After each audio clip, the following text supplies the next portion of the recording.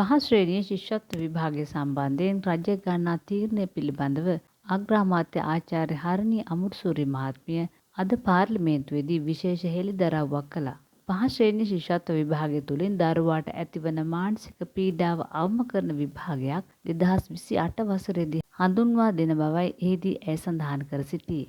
එමෙන්ම ශිෂ්‍යත්ව විභාගය තුළින් දරුවාට එන මානසික පීඩනය අවම කිරීම සඳහා විශේෂඥ කමිටුවක් රජය විසින් පත් කරන බවද අමාත්‍යවරිය මෙහිදී සඳහන් කළාය. ශිෂ්‍යත්ව විභාගයේ තරඟ විභාගයක් වී ඇත්තේ පාසල් අතර ඇති විෂමතාව නිසා බව පෙන්වා දුන් අග්‍රාමාත්‍යවරිය සඳහන් කර සිටියේ පාසල් අතර ඇති ගුණාත්මක භාවයේ විෂමතාවෙන් නැති කිරීමට උත්සාහ දරන බවයි. පහ ශ්‍රේණියේ ශිෂ්‍යත්ව විභාගයේ එන්නේ පාසල් අතර තියෙන විෂමතාව නිසා දක්ෂ දරුවන්ට හොඳයි කියන පාසලකට ඇතුල් වෙන්න අවස්ථාව සලසා දෙන්නයි.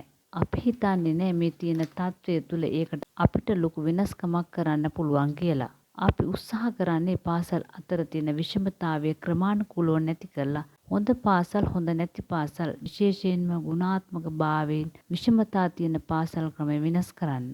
ඒකට අපිට යම්කිසි කාලයක් යයි. එතෙක් පහ ශ්‍රේණියේ ශිෂ්‍යත්ව විභාගය අපිට පවත්වන්න වෙනවා.